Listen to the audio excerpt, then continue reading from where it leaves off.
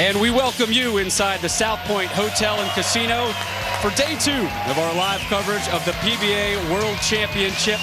2 matches, but only one will move on to tomorrow's Final Four.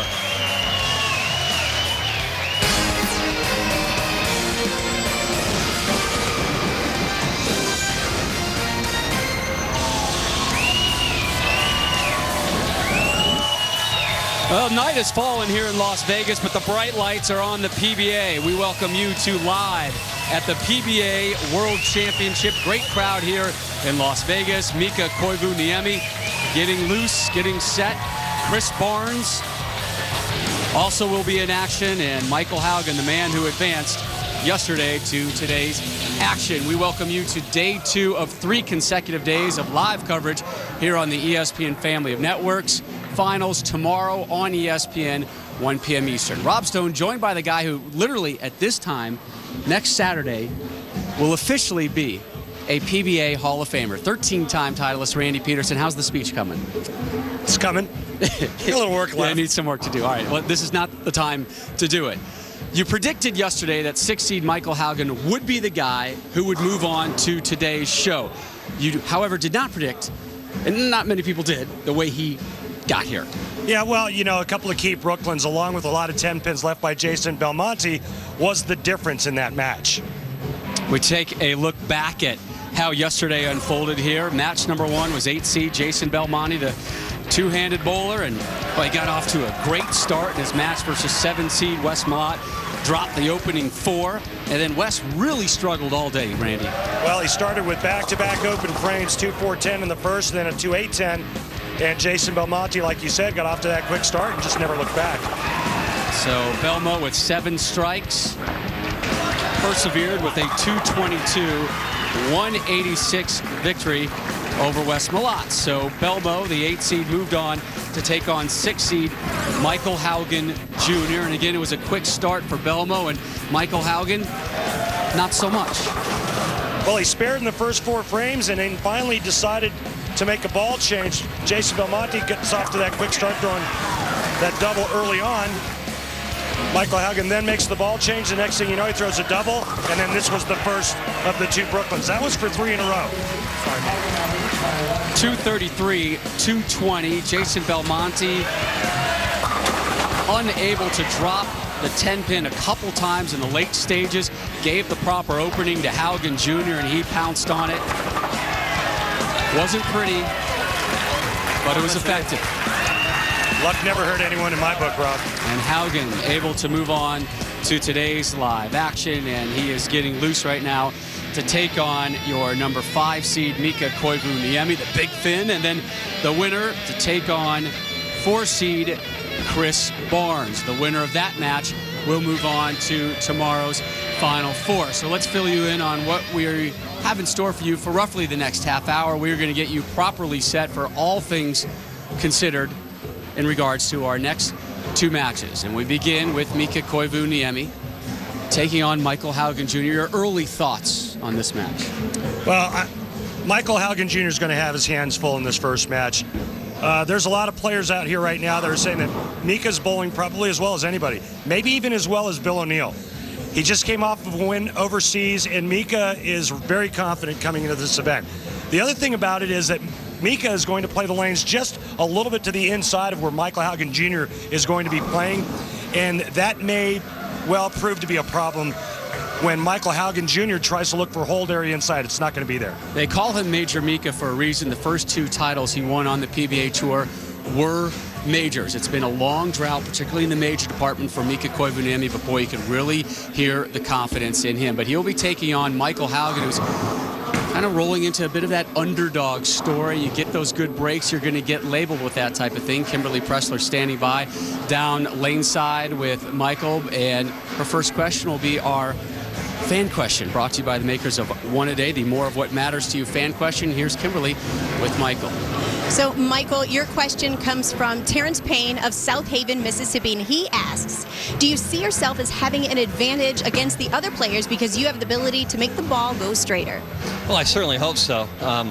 I wouldn't say that Chris doesn't know how to make it go straight. He looks like he's making it go pretty damn straight right now, and he's also one of the best in the world. So I'm quite sure if going straight's what it needs to be done, he'll figure it out. But it is my A game, and if the lanes let me do that, then hopefully I'll be the one bowling tomorrow morning. All right, well, there you have it, Rob.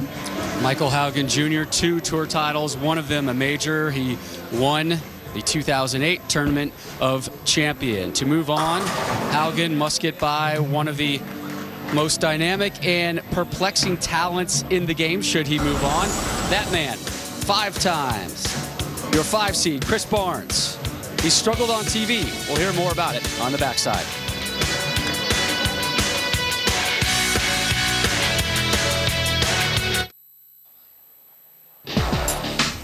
Live at the PBA World Championship is brought to you by Lumber Liquidators, hardwood flooring for less. By Geico, 15 minutes could save you 15% on car insurance. And by the makers of Bear Aspirin, expect wonders.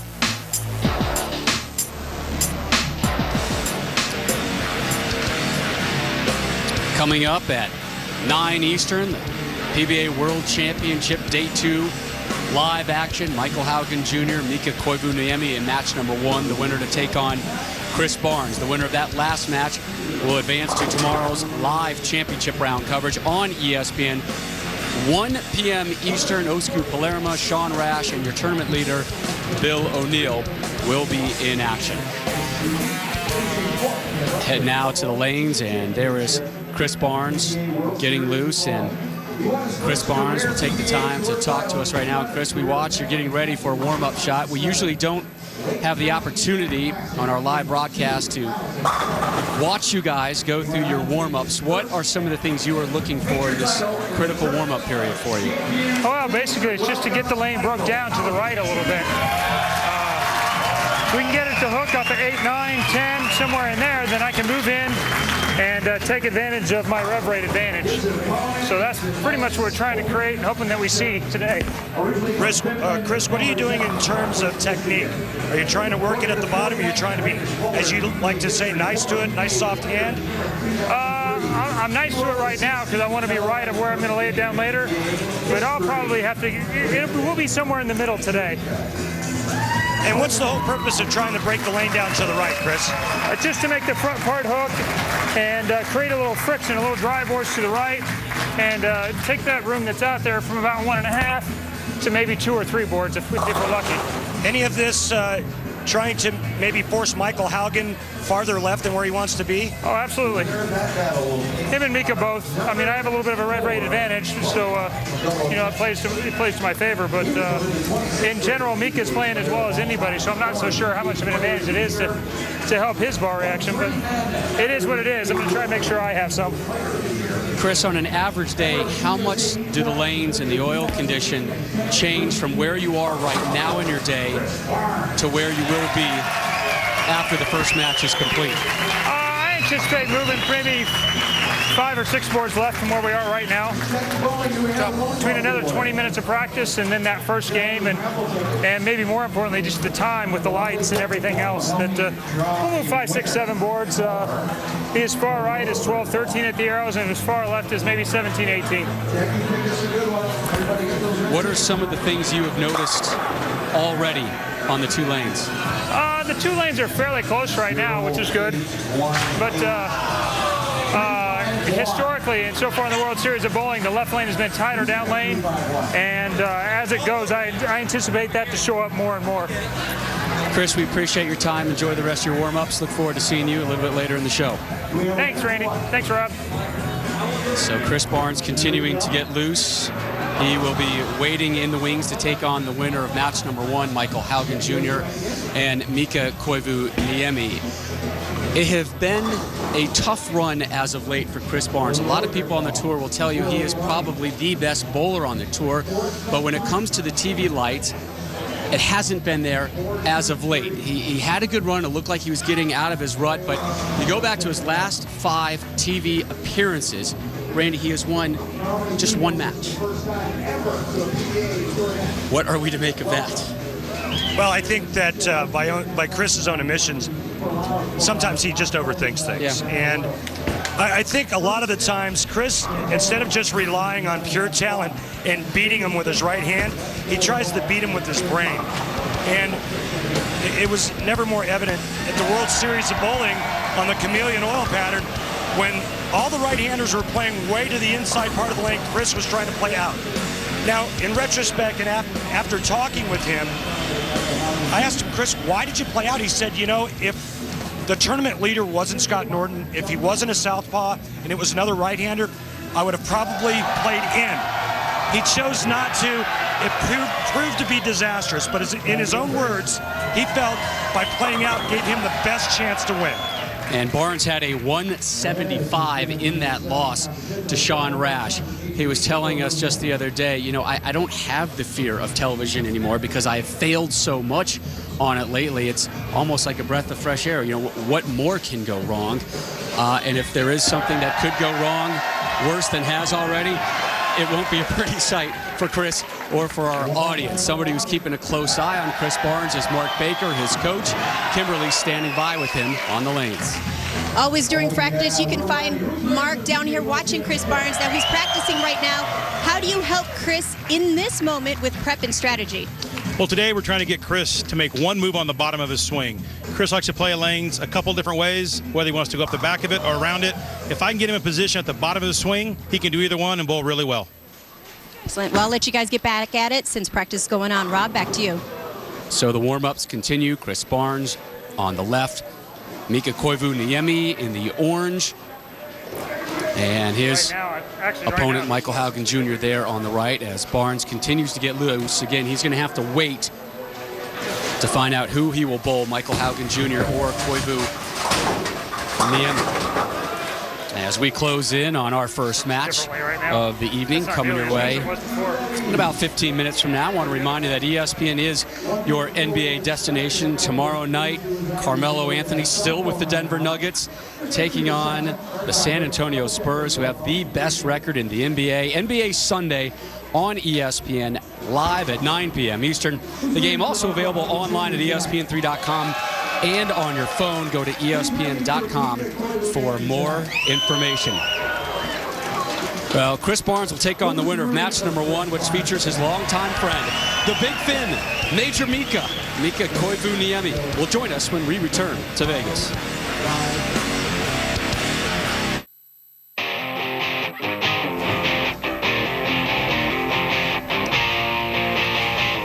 We welcome you back to Las Vegas, our continuing live coverage of the PBA World Championship. We're about 12 minutes away from live action. Your number 4, 5, and 6 seeds in action tonight on ESPN2. The survivor will move on to tomorrow's Final Four.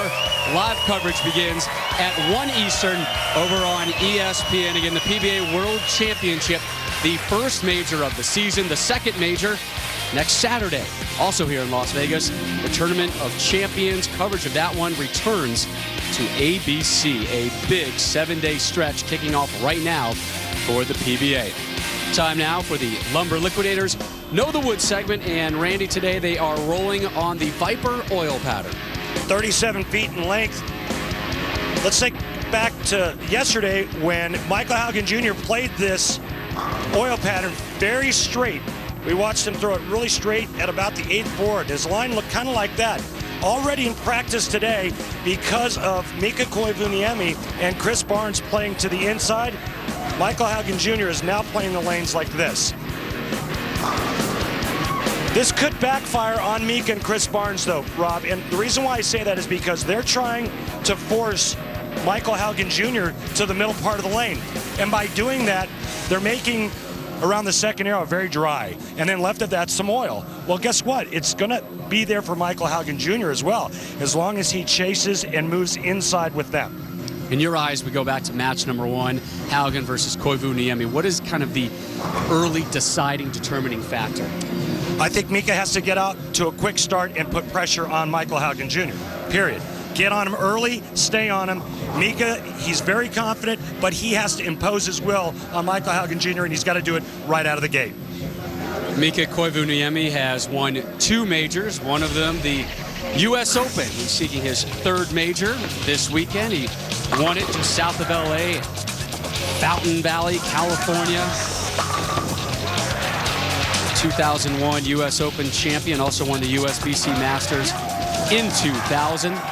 So Major Mika seeking his third major title of his career, and Kimberly is with Mika live right now on the lanes. You guys mentioned that Mika won his last major in 2001. So Mika, we are coming up on the 10th anniversary of your last major win. Is this the weekend that we get to see Major Mika again? You're gonna see me tonight, you're gonna see me tomorrow, you're gonna see me next Saturday. So I take my chances this weekend, and I really like my chances next weekend too.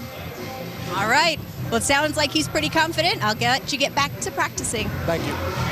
Well, Mika was confident talking to us yesterday, and as he continues his preps for his match versus Michael Haugen Jr. And we haven't seen that confidence from Mika in a while, Randy. He battled a back injury for much of last year, wasn't getting the wins, wasn't getting the success rate he needed, but you get the sense he's really rededicated, refocused himself, and has a healthy body to work with right now. Yeah, he's really feeling it. He said he is not only throwing it great physically, but he's also really good mentally right now. He told us yesterday, half joking, half serious. You know what?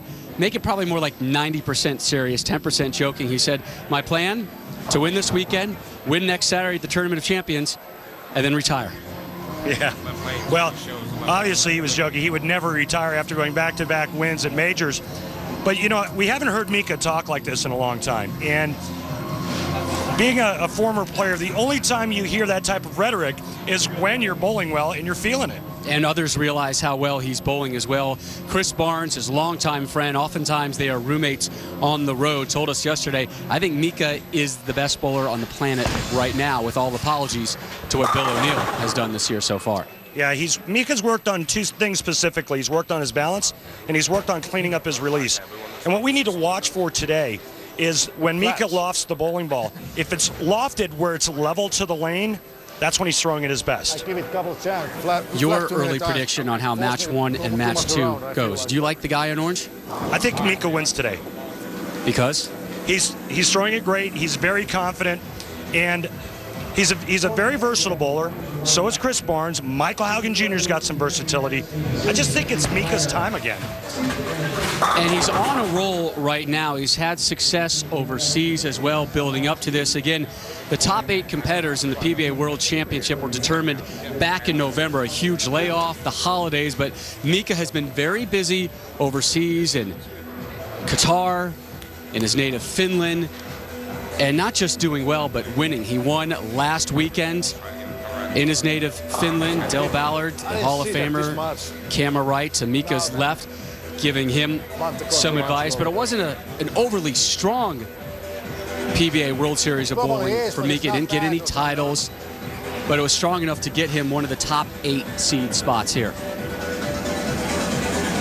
And we recap the World Series of bowling right now. We began with the Brunswick Pro Bowling Cheetah Championship. Eugene McCune earned the title, his second career title. And the Pepsi Viper Championship, Bill O'Neill, all the way up from the 5 seed spot, rolled over everybody to claim title number 3. Rookie Scott Norton, the southpaw, nearly perfect in the title match versus Sean Rash, wins his first title, the PBA Chameleon Championship. And then the PBA Scorpion Championship with the now legendary Yong Jin Koo, Dr. Koo in the house, the first South Korean to win on the PBA Tour. It's always good to see Dr. Koo. It was a lot of fun to watch. I've missed him. It was an awesome performance. And then Osku Palermo, that other two-handed bowler, won his first PBA title at the Geico Shark Championship. Osku is the 3 seed in our World Championship. You can see him tomorrow at 1 p.m. Eastern on ESPN. PBA's online video subscription service for the PBA fan who wants more is Extra Frame. Next week's Tournament of Champions will be the most exciting event in PBA history, and Extra Frame will be there all week for live, exclusive coverage. Extra Frame. Some of their features include player interviews, behind-the-scenes action, and archived PBA telecasts. Head to PBA.com today and click on the Extra Frame link to sign in. And when we return, I'm going to go ahead and call him the hottest bowler on the planet. He will join us, number 1 seed and Player of the Year frontrunner Bill O'Neill sizes up the field when our coverage resumes from Vegas.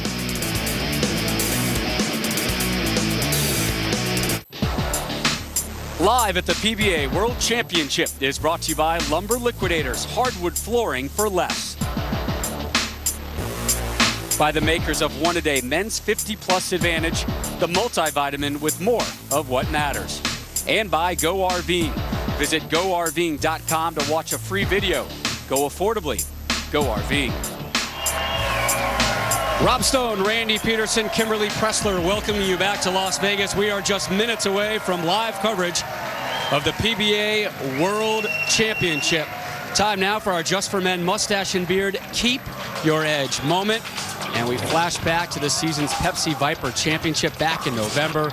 Bill O'Neill climbing the ladder from the 5-seed spot, destroying and dismantling the competition for title number 3 and an early edge on the Player of the Year standings. Bill O'Neill, the number 1 seed for tomorrow's championship round, joins us. Bill, the number 1 seed, he was able to select the oil pattern he wanted, the Viper Championship. He had a long time between becoming the number 1 seed and getting ready for tomorrow's game. What has the mindset been? I just try to keep a clear head. Last year I had the same opportunity. I made the show at the World Championships, and I had a few months off, and I thought about it the whole time.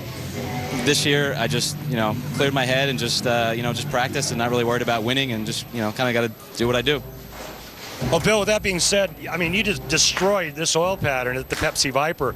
You averaged over 240 while your opponents only averaged 190. What were the keys to that success that day?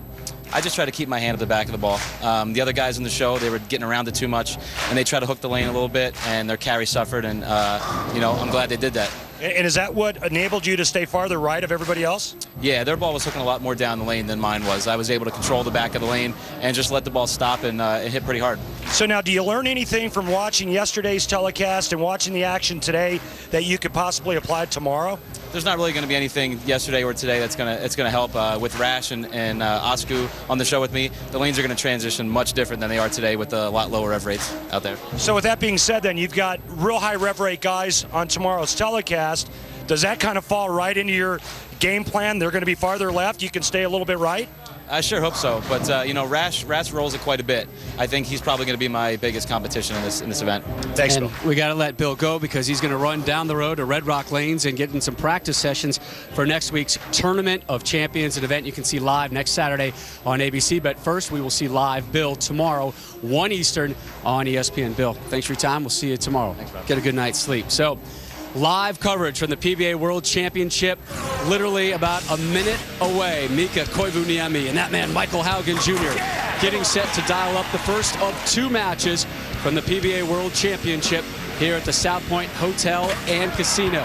Coming up next, we go live to the lanes. Barnes, Koivuniemi, Haugen Jr. ready for action.